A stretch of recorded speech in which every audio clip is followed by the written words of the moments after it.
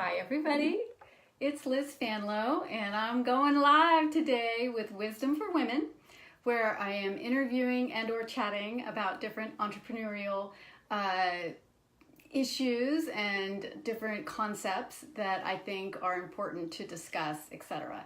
So today I am going to interview a friend of mine, Andrea Burnett. She's a fabulous entrepreneur and she has a wonderful story, especially a story about Plan B.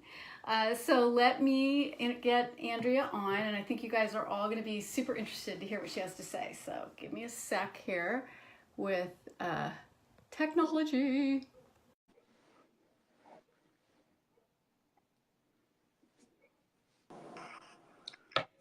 Hi, Andrea. Hi, Liz.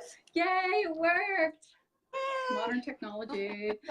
Thank you so much for joining me today. I really appreciate it, and I know that the audience is going to appreciate your perspective.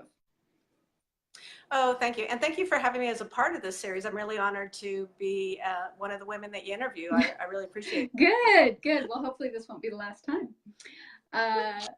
Okay, so I'd love to start with just my interviewee giving us a little background on herself. I think in particular for you, it'd be great to hear about your career and maybe even a little bit about your family, if you wouldn't mind.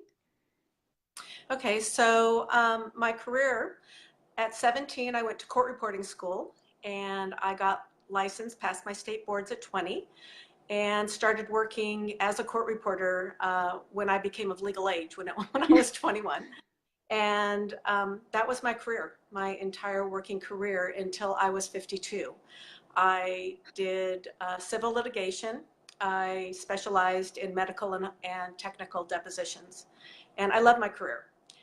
When I was 52, I realized that I didn't want to be a court reporter till I was 70. And since I was self-employed, I joined a skincare company. And by building that skincare company, I was able to leave court reporting 3 years ago, and now my entire income comes from my skincare business. Wow. Okay, great. And tell us a little bit about your family. So I have a husband, Bart. We've been together 35 years. Congratulations. I have a daughter. Oh, thank you. I have a daughter, Hannah, who is 25. I have a cat, Taz, who is 16, and the newest addition to our family is Lucy, who is a 7-month-old golden retriever. Wow. Okay. So the family grows. The family grows. Excellent. Great. Well, so you're very busy at home and at work, for example. Okay, great. Well, so let's kind of switch gears to your entrepreneurial endeavor. And I know, being your friend, that you talk a lot about a plan B. And I kind of used that vernacular when I was introducing you earlier before I connected you. And let's take a step back and actually define what is a plan B to Andrea.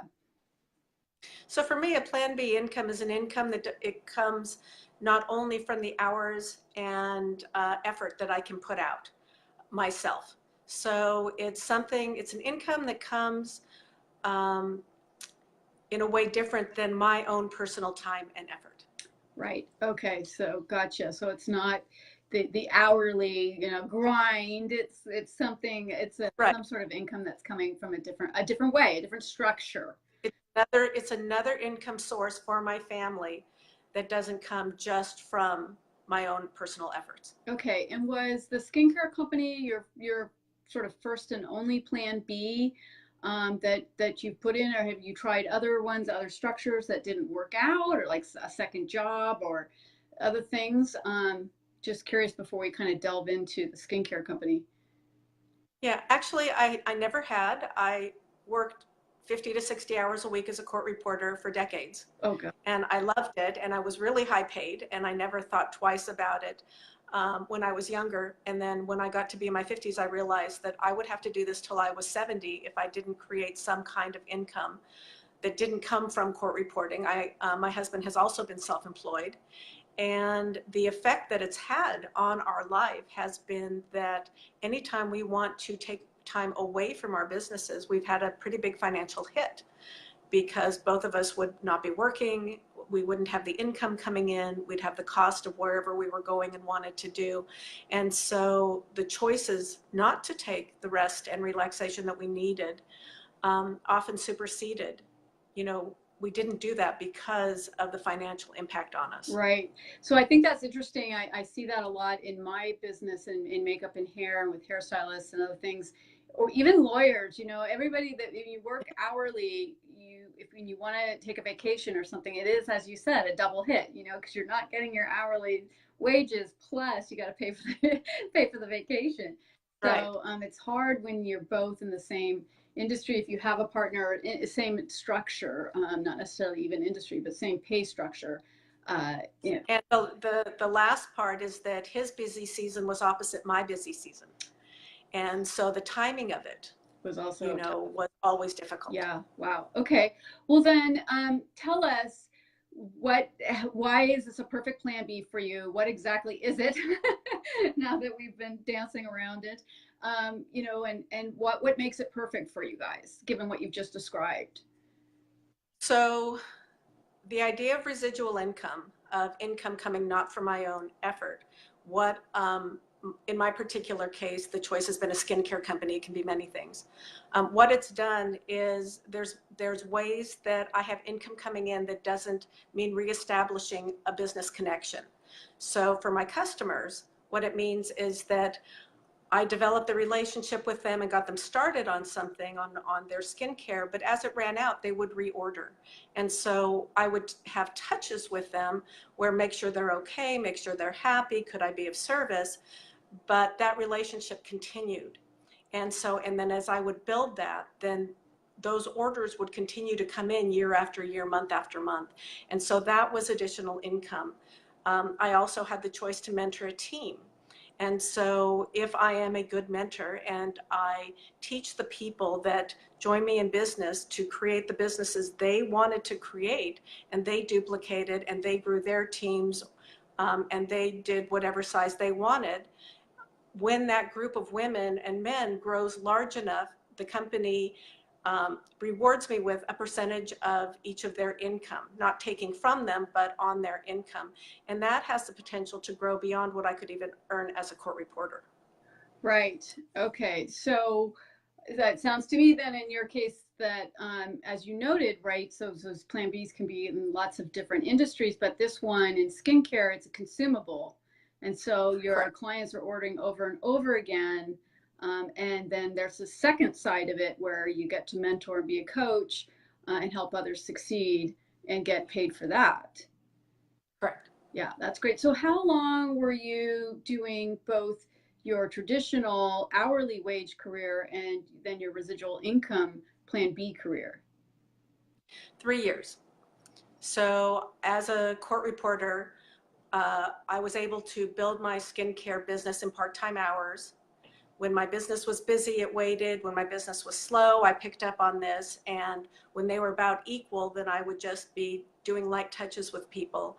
And then it did grow to the point that I had the option to say, where should I be putting my time and energy? And it was to move forward with letting go of my reporting career and to move forward full-time with this. Only full-time with this turned out to be 25 hours a week instead of 60 hours a week. Wow, isn't that incredible? So you got Yes. a lot of time savings too. So fabulous. Time.